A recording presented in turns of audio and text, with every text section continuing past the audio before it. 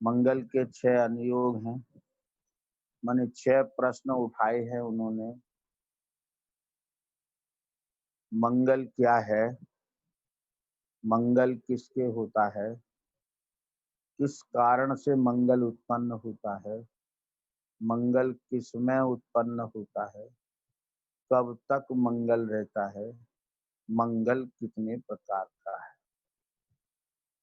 ये 6 प्रश्न उठाकर बहुत ही अद्भुत व्याख्या मंगल की है। फिर से मैं 6 प्रश्न दोहराता हूँ। प्रथम प्रश्न है, मंगल क्या है? माने मंगल का स्वरूप क्या है? दूसरा प्रश्न है, मंगल किसके होता है? कौन है जिसके मंगल होता है? तीसरा प्रश्न है, किस कारण से मंगल उत्पन्न होता है? माने उसका मंगल का कारण बताएं। चौथा प्रश्न है, मंगल किसमें उत्पन्न होता है? और पांचवा प्रश्न है, काल अपेक्षा कब तक मंगल रहता है? और छठवां प्रश्न है, मंगल कितने प्रकार का है?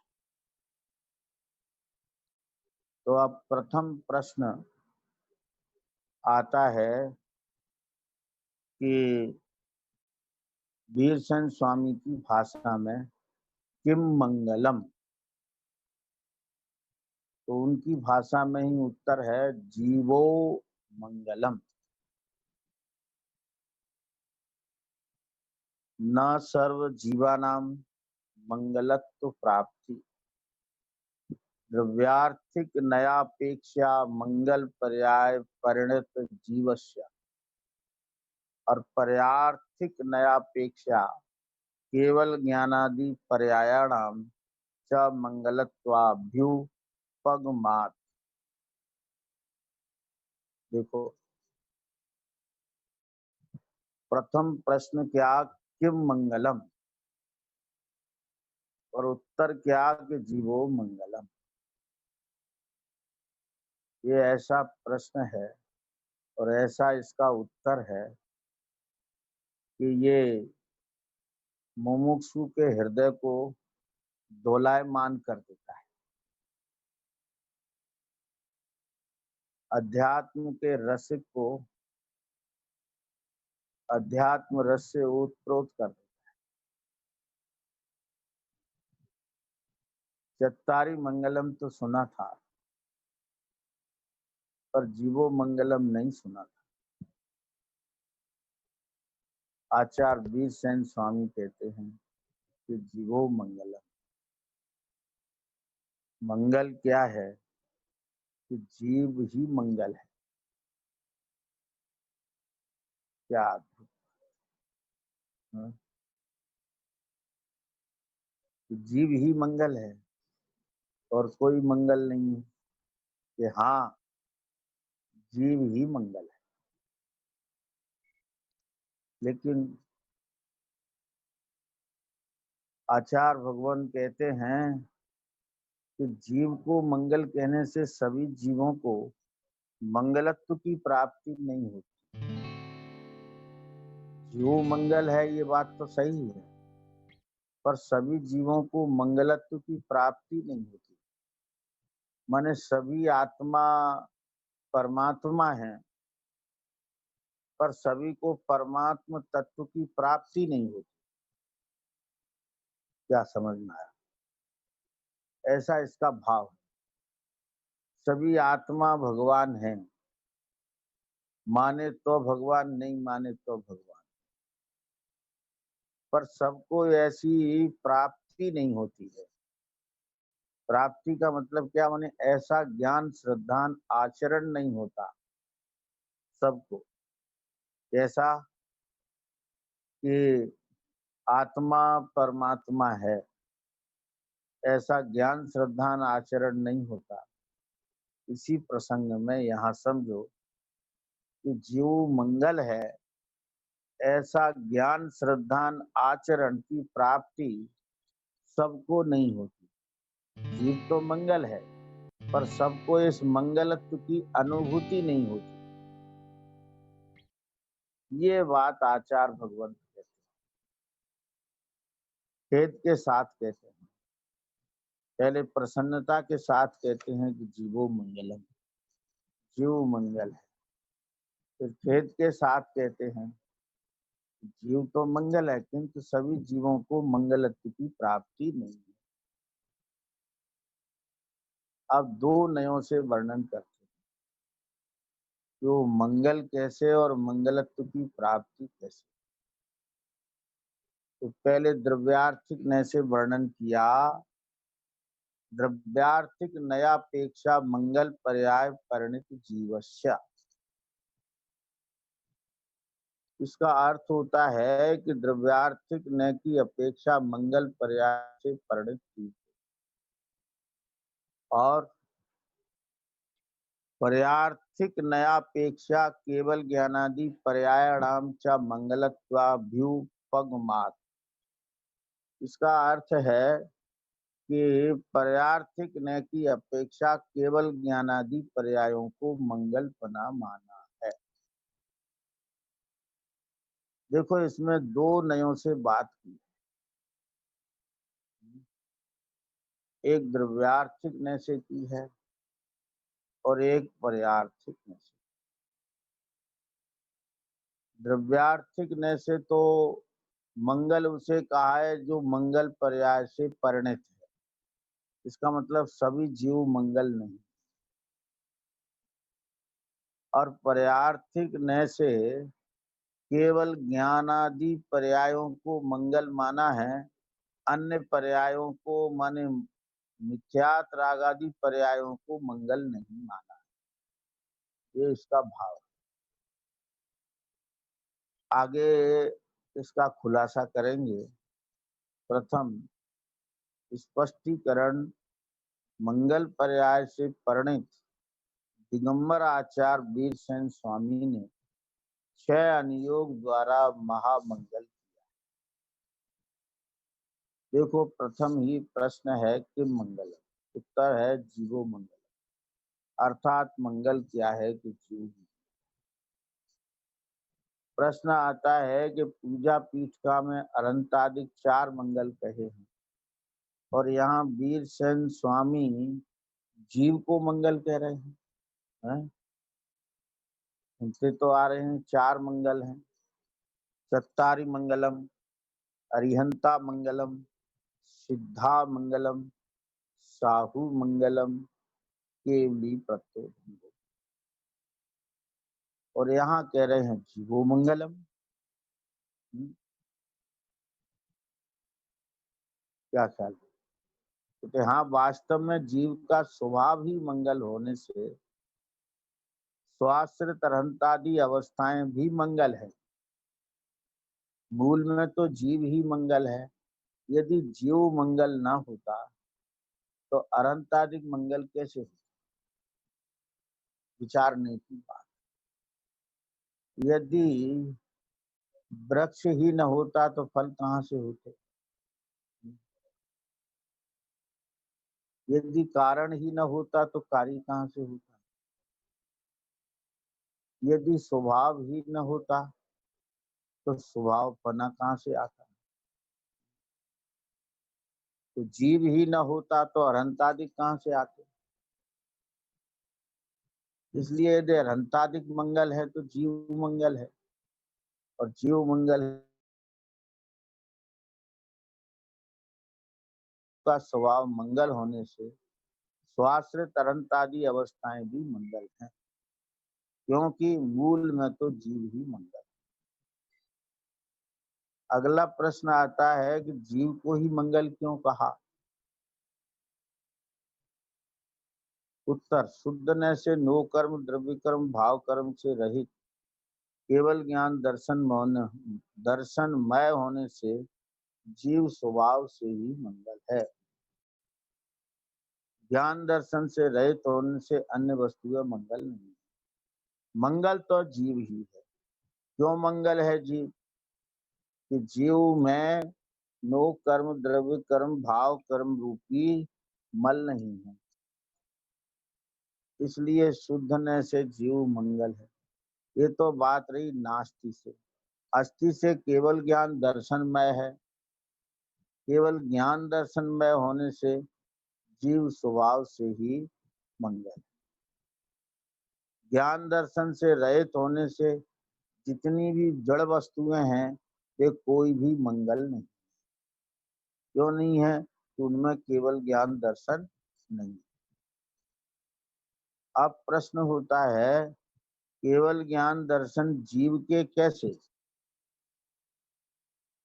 उत्तर 5 इसकी विस्तार से करें।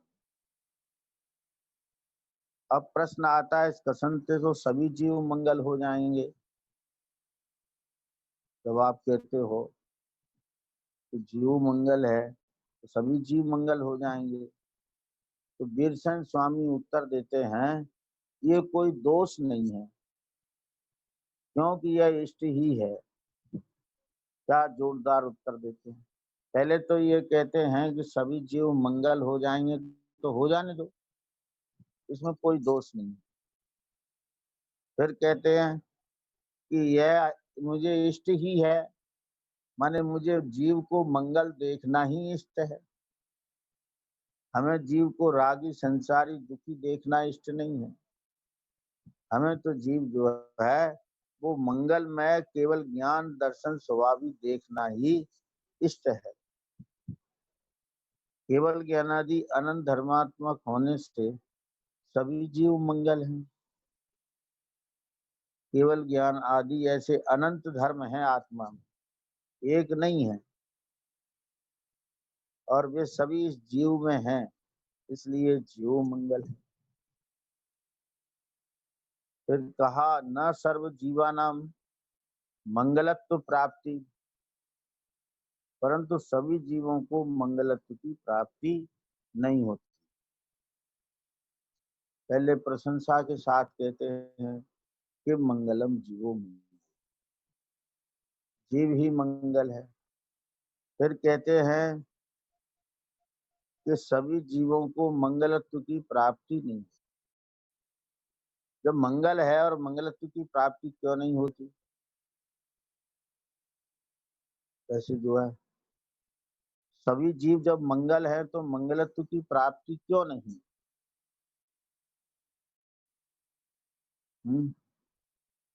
तो इसका अभिप्राय सुनो। स्वभाव दृष्टि से सभी जीव मंगल स्वरूप ही हैं, परंतु ऐसी अनुभूति प्रतीति आचरण न होने से सभी जीवों को मंगलत्व की प्राप्ति नहीं। क्या समझना? स्वभाव दृष्टि से तो सभी जीव मंगल स्वरूप है, क्योंकि सभी जीवों का स्वभाव मंगल। परंतु पर्याय दृष्टि से ये देखते हैं तो ऐसी अनुभूति प्रतीति आचरण न होने से सभी जीवों को मंगलत्व की प्राप्ति नहीं।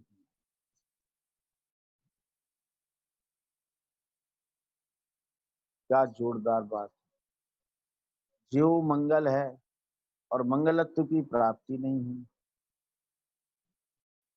सच बात। आपके कथनानुसार तो प्रश्न होता है कि द्रव्यार्थिकने से सभी जीवों के मंगल पना होना चाहिए, परंतु वहां तो मंगल पर्याय से परिणत जीव को ही मंगल पना है कहा है।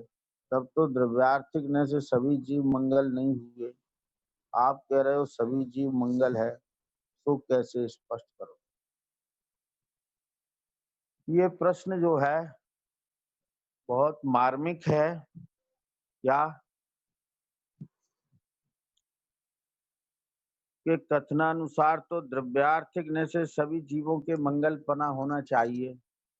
ये बात बहुचर्चित है कि द्रव्यार्थिकने से सभी जीव मंगल हैं, परंतु यहाँ तो कुछ ऐसा लिखा है कि मंगल पर्याय परिणत जीवस्य। माने जो मंगल पर्याय से परिणत है, वो जीव को ही मंगल कहा है। इसका मतलब सभी जीव मंगल नहीं हुए। तब तो द्रव्यार्थिकने से सभी जीव मंगल नहीं हुए। आप कह रहे हो सभी जीव मंगल हैं, सो कैसे? स्पष्ट करो। देखो, इसमें जो द्रव्यार्थिक न्याय और पर्यार्थिक न्याय का प्रयोग है, इसको पढ़कर इसने हमको जो है हिला दिया। जो इसमें नए प्रयोग है, उसने चौंका दिया और बहुत हिला दिया, और यही ये खोज का कारण बना। इन नयों को समझने के लिए हमने नए चक्रों का अध्ययन किया, और जब नए चक्रों का अध्ययन किया तो पता लगा कि हम बहुत बड़ी भूलों में थे, और वे हमारी भूलें मिटी, और मूल जो समय सारादि का भाव था, वह समझ में आया। क्या ख्याल में है? तो यहाँ द्रव्यार्थिक ने से कहा कि मंगल पर्याय परिणत जीवस्य, पर हम तो समझते थे द्रव्यार्थिक ने से सभी जीव मंगल होते हैं। लेकिन यहाँ तो ये कह रहे हैं कि वो मंगल है जो मंगल पर्याय से परिणत है, वो जीव द्रव्यार्थिक ने से मंगल है, और पर्यार्थिक ने से तो हम पर्याय को अशुद्ध ही मानते थे। लेकिन यहाँ तो लिखा है कि पर्यार्थिक ने से केवल ज्ञानादि पर्यायों को मंगल माना है। तो दोनों ही नयों का प्रयोग अटपटा था। अटपटा था या अटपटा हमने समझा था, हम उसे सही तरह से नय के स्वरूप को नहीं समझते थे, इसलिए हमें बहुत दिक्कत सामने आ पड़ी। तो इसको समझने के लिए हमने बहुत नए चक्रों का अभ्यास किया, और समस्या सॉल्व हुई। तो क्या है कि द्रव्यार्थिक ने से सभी जीव मंगल नहीं हैं। जो मंगल पर्याय से परिणत हैं, वे सभी जीव मंगल हैं। आप कह रहे हो सभी जीव मंगल हैं, सो कैसे? उत्तर सुनो। शुद्धने से तो सभी जीव मंगल हैं, परंतु अब यहाँ दूसरे वाक्य में मंगल का नहीं, मंगलत्व प्राप्ति का कथन है। मंगलत्व प्राप्ति सभी जीवों को नहीं है, अतः द्रव्यार्थिक ने की अपेक्षा मंगल पर्याय अर्थात मंगल स्वरूप के ज्ञान श्रद्धा आचरण से परिणत जीव को ही मंगल माना है। देखो, यहाँ शुद्धने से तो सभी जीव मंगल हैं, परंतु द्रव्यार्थिक ने से सभी जीव मंगल नहीं। हम क्या करते हैं, शुद्ध नय और द्रव्यार्थिक नय को एक मान लेते हैं, निश्चय नय को भी उसी में संभाल लेते हैं, पर इन सब के अर्थ अलग अलग हैं, और वो समझना चाहिए। शुद्ध नय से सभी जीव मंगल हैं, यह तो परम सत्य है, परंतु अब यहाँ दूसरे वाक्य में मंगल नहीं, मंगल प्राप्ति का कथन है, मंगलत्व की प्राप्ति का कथन है, परंतु मंगलत्व प्राप्ति सभी जीवों को नहीं है। अतः द्रव्यार्थिक न की अपेक्षा मंगल पर्याय से परिणत जीव को ही मंगल बना है। द्रव्यार्थिक न की अपेक्षा सभी जीवों के मंगल पर्याय नहीं है।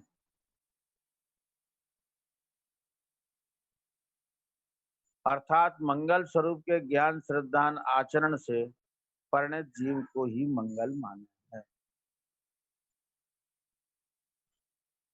क्या कहा? मंगल कौन है द्रव्यार्थिक न से कि जो जिन्हें मंगलत्व प्राप्ति है, वे द्रव्यार्थिक न से मंगल हैं। मंगलत्व की प्राप्ति किनको है कि जिन्हें जीव के मंगल स्वभाव का ज्ञान श्रद्धान आचरण है, वे जीव ही मंगल हैं। क्या ख्याल में?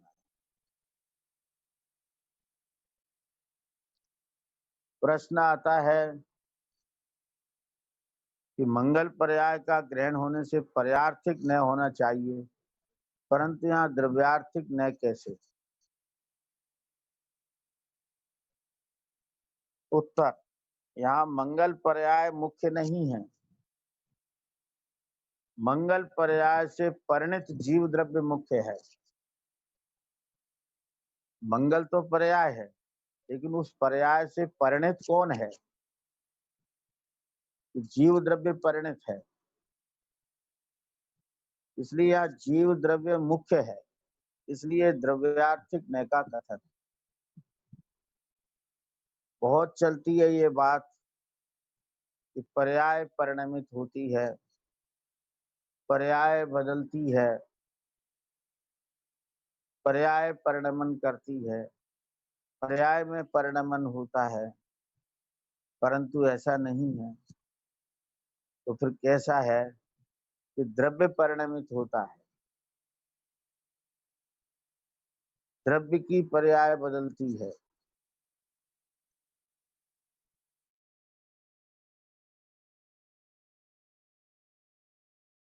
कि हाँ, वास्तव में द्रव्य परिणमित होता है, पर्याय तो नष्ट हो जाती है, द्रव्य बदलता है, पर्याय नहीं बदलती। विचार करो कि पर्याय यदि बदली तो कैसे बदली? वो तो रही नहीं। जैसे गर्म दूध था और फिर गर्म दूध ठंडा कैसे हो जाएगा? एक बात। दूसरी बात यह है कि वो पर्याय का काल एक समय का है, तो वो तो मर ही गई, उसका नाश ही हो गया, वो बदली कैसे?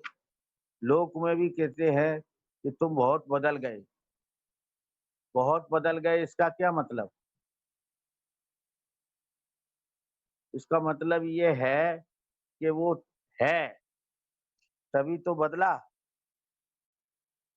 बदलने के साथ उसका नित्यत्व भी सिद्ध होता है। ये नित्य अनित्य ऐसे धर्म हैं, इनकी ये अकेले अकेले सिद्ध नहीं होते हैं। लगने में तो ऐसा लगता है कि ये तो बिल्कुल विरोधी है। क्यों? कि अनित्य माने जिसका नाश होता है और नित्य जिसका नाश नहीं होता है।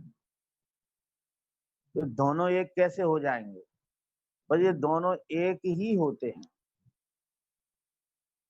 एक ही वस्तु में दोनों धर्म होते हैं और दोनों धर्म के बिना कोई वस्तु नहीं हो सकती। क्या ख्याल में है? माने कोई वस्तु अनित्य नहीं हो सकती है और कोई वस्तु नित्य नहीं हो सकती। हर वस्तु नित्य अनित्यात्मक है। जो नित्य है वही अनित्य है और जो अनित्य है वही नित्य है। क्या समझ में आया? तो अनित्य है तो मानते हैं कि पर्याय अनित्य है, क्योंकि पर्याय बदल जाती है। ऐसा बिल्कुल भी नहीं है, पर्याय नहीं बदलती, द्रव्य ही बदलता है और पूरा द्रव्य बदलता है। क्या ख्याल में है? ऐसा नहीं है कि उसका कुछ अंश तो बिना बदले रहता है और कुछ अंश बदल जाता है, ऐसा नहीं है। क्या ख्याल में आया? देखो हम आपको बताते हैं जैसे ये पुस्तक है और ये पुस्तक यूं घूम गई, तो ये पूरी घूमी कि इसका कोई अंश घूमा? क्यों साहब, जरा विचार करो। ये पुस्तक पूरी घूमी कि इसका कुछ अंश घूमा? तो आप कहेंगे कि पूरी घूमी, इसका मतलब ये पूरी बदल गई। ऐसा नहीं है कि पुस्तक नहीं बदली, इसकी पर्याय बदल गई, ऐसा नहीं। ये पुस्तक ही बदली, पूरी पूरी पुस्तक ही घूम गई। अब इसका नित्यत्व क्या है? कि पुस्तक नहीं बदली। अभी कह रहे हैं आप पूरी बदल गई, और आप कह रहे हो कि नहीं बदली, कि हाँ पूरी घूम गई इसलिए पूरी बदल गई। नहीं बदली इसका क्या मतलब? कि पुस्तक पुस्तक थी और पुस्तक पुस्तक है और पुस्तक पुस्तक ही रही, इसलिए नहीं बदली। क्या ख्याल में? कोई भी वस्तु नित्य अनित्य की सिद्धि करते हैं, तो कुछ लोग ऐसा मानते हैं कि पर्याय बदल जाती है और द्रव्य नहीं बदलता। कुछ उसमें ऐसी भी कल्पना कर लेते हैं कि उत्पाद वह बदल जाता है, ध्रुव नहीं बदलता। कुछ ऐसी कल्पना करते हैं पर्याय बदलती है, गुण नहीं बदलता।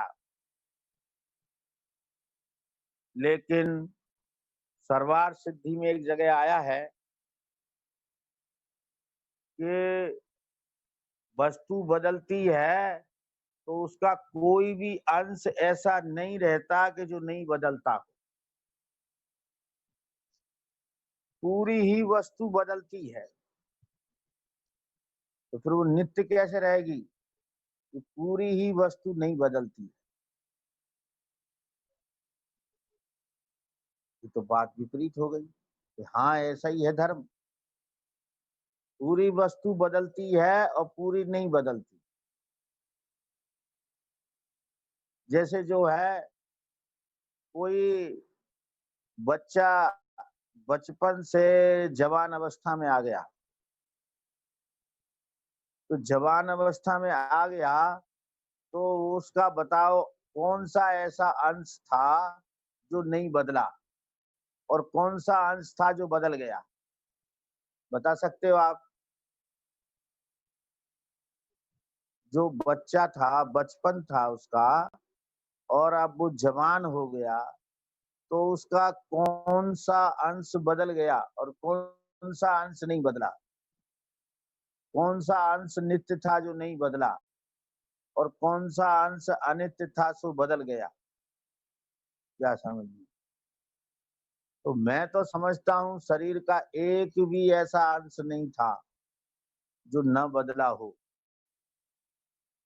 क्या समझ? पूरा का पूरा बदला है। तो फिर नहीं बदला क्या है? हैं? कि नहीं बदला ये है कि ये वही है। उसकी पहचान कैसे? जैसे किसी व्यक्ति की आंखें कुछ छोटी थी, क्या समझ में, और नाक कुछ लंबी थी। कब? जब उसने जन्म लिया था तब। ठीक है ना? जब जन्म लिया था तब वो 8 इंच का था, अब वो 6 फुट का हो गया। अब 6 फुट का हो गया, अब बताओ उसका क्या नहीं बदला? सर्वांग बदल गए ना? ये बात तो समझ में आ रही होगी ना? क्योंकि जब जन्म लिया था तब वो नाक की लंबाई कितनी थी और आज कितनी है?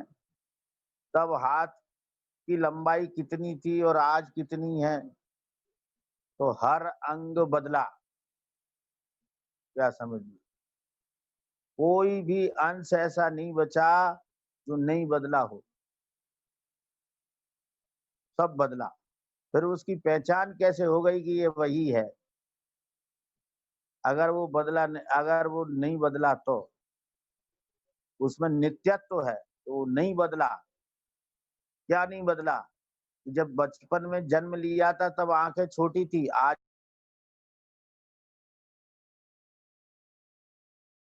जब जन्म लिया था तब नाक बड़ी थी, आज भी उसकी नाक बड़ी है।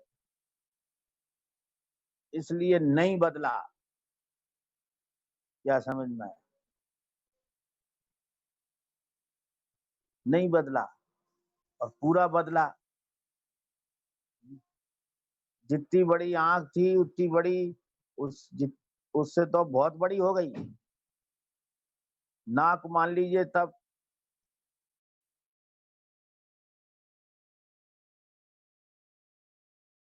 हो गई, तो बदली कि नहीं बदली? कि हाँ बदली। और नहीं बदली कैसी? कि तब भी नाक बड़ी थी और आज भी नाक बड़ी है। क्या समझ? तब भी आंखें छोटी थी और आज भी आंखें छोटी हैं। इसलिए कुछ नहीं बदला और पूरा बदला। क्या समझ में? ये एकांत है। जो ऐसा मानते हैं कि पर्याय बदलती है और द्रव्य नहीं बदलता।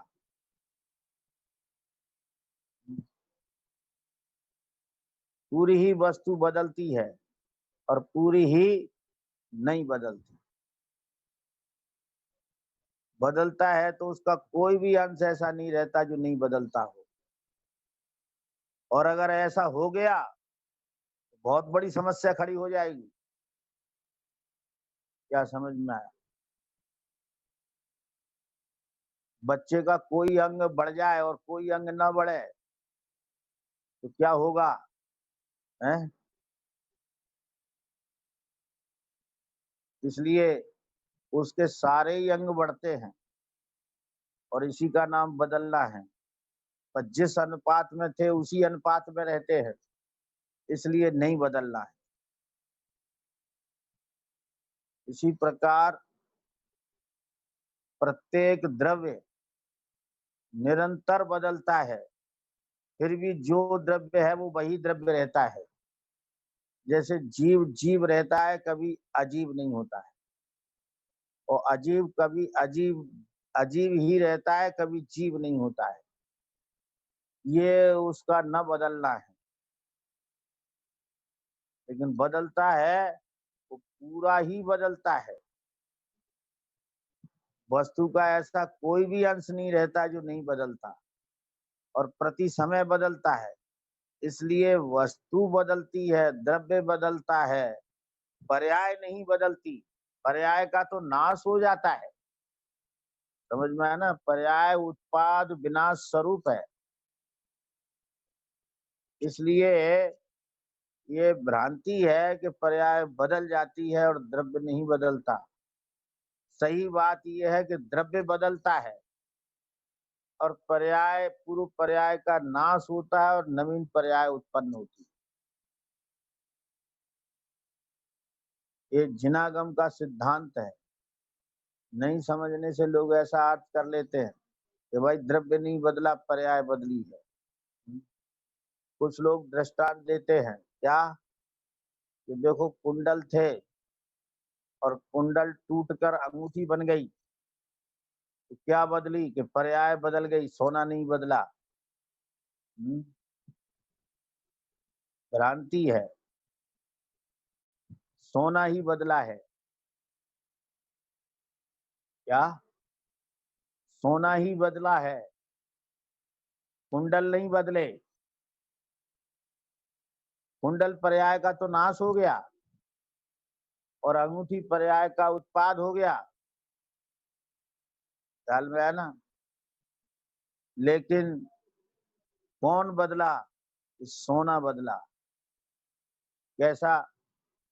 कि वह कुंडल था तो कुंडल से डली हुआ, डली बना, गला, गल के डली बनी और डली बन के फिर वह गोल किया गया, अंगूठी के आकार रूप हुआ। तो कौन कौन हुआ अंगूठी के आकार रूप, कौन पिघला? पहले तो वह अग्नि में तपा, तो कौन तपा? सोना तपा कि सोने से अलग कोई पर्याय तपी?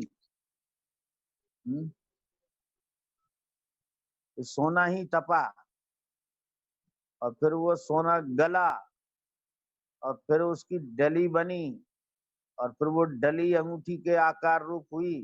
तो कौन बदला? तो वो सोना ही बदला। तो फिर उसका नित्यत्व क्या है? तो सोना सोना रहा, सोना हथौड़े रूप नहीं हुआ, सोना अग्नि रूप नहीं हुआ, सोना सुनार रूप नहीं हुआ, इसलिए सोना नहीं बदला। क्या ख्याल में? देखो बिस्कुट होता है, बिस्कुट, और बिस्कुट जो है उसका बनाया पत्थर। जब उसका पत्थर बनाया तो वो कौन पिटा? सोना पिटा के पर्याय पिटी कि बिस्कुट पिटा? है कौन पिटा? कि वो सोना ही पिटा, और सोना पिटने से बिस्कुट पर्याय का नाश हुआ और पत्थर पर्याय का उत्पाद हुआ। पिटा कौन? सोना। सोना ही पिट पिट के बिस्कुट से पत्थर बना।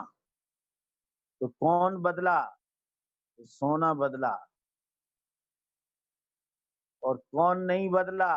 सोना नहीं बदला। क्यों नहीं बदला? कि सोना सोना रहा, हथौड़े की मार पड़ी पर हथौड़े रूप नहीं हुआ, इसलिए सोना सोना ही है, सोना नहीं बदला।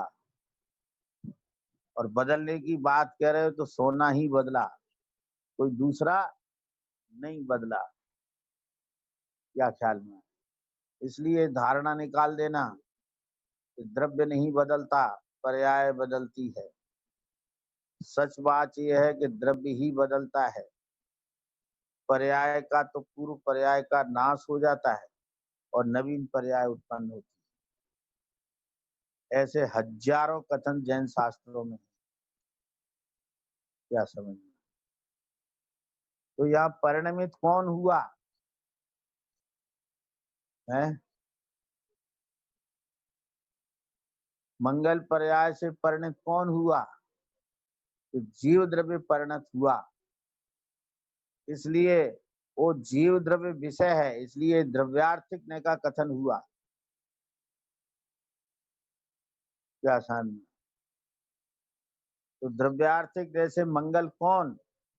कि जो मंगल पर्याय से परिणत, वो जीव द्रव्य मंगल है।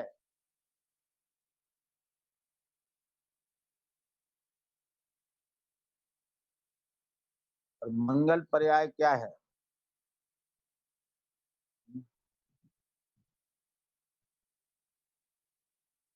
जो आत्मा का मंगल स्वभाव है, ऐसे ज्ञान दर्शन ज्ञान श्रद्धान आचरण ही मंगलत्व है। इस मंगल पर्याय से जो परिणत है वह जीव द्रव्य मंगल है। क्या ख्याल में? तो मंगल प्राप्ति कथन है, मंगलत्व प्राप्ति सभी जीवों को नहीं है, अतः द्रव्यार्थिक ने की अपेक्षा मंगल पर्याय से परिणत जीव को ही मंगल माना है। अब प्रश्न आता है, मंगल पर्याय का ग्रहण होने से पर्यार्थिक न होना चाहिए, परंतु यहाँ द्रव्यार्थिक न कैसे? तो कहते हैं यहाँ मंगल पर्याय मुख्य नहीं है, यहाँ मंगल पर्याय से परिणत जीव द्रव्य मुख्य है। क्योंकि मंगल पर्याय से परिणमित तो जीव हुआ है ना। पर्याय से परिणित अर्थात तन्मय अभेद व्यापक जीव द्रव्य होने से द्रव्यार्थिक न का ही यह कथन है। प्रश्न आता है कि द्रव्यार्थिक न तो पर्याय से भिन्न द्रव्य को ग्रहण करता है यहाँ तो पर्याय से परिणित जीव को ग्रहण किया है। क्या ख्याल? बस यही तो भ्रांति हो गई है। क्या? कि द्रव्यार्थिक ने पर्याय से भिन्न द्रव्य को ग्रहण करता है, ये भ्रांति है। क्योंकि पर्याय से भिन्न द्रव्य होता ही नहीं, तो उसको ग्रहण करने वाला द्रव्यार्थिक न कैसे हो जाएगा? ये तो नया भास है। क्यों? इसलिए नया भास है, ऐसा होता ही नहीं। पर्याय से भिन्न द्रव्य होता ही नहीं। जब होता ही नहीं और कोई न ऐसा अगर मानता है, तो फिर वो न मिथ्या न हो गया। लेकिन ऐसा पढ़ रखा है कि पर्याय से भिन्न द्रव्य द्रव्यार्थिक न का विषय है, और द्रव्य से भिन्न पर्याय पर्यार्थिक न का विषय है, और द्रव्य और पर्याय को मिला दो तो प्रमाण का विषय हो जाता है। ये सब नए प्रमाण की व्याख्या बिल्कुल गलत है। ऐसा किसी भी नए चक्र में द्रव्यार्थिक, पर्यार्थिक और प्रमाण की व्याख्या नहीं की है। क्या ख्याल है?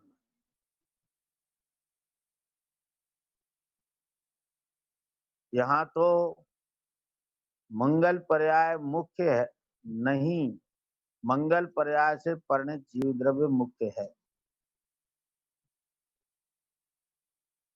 इसलिए पर्याय से परिणित तन में अभेद व्यापक जीव द्रव्य होने से द्रव्यार्थिक नय का ही कथन है। द्रव्यार्थिक नय में पर्याय भिन्न नहीं होती, द्रव्य भिन्न नहीं होता, पर्याय गौड़ होती है। क्या होता है? द्रव्यार्थिक नय में पर्याय गौड़ होती है, और पर्यार्थिक नय में द्रव्य गौड़ होता है, भिन्न नहीं होता है।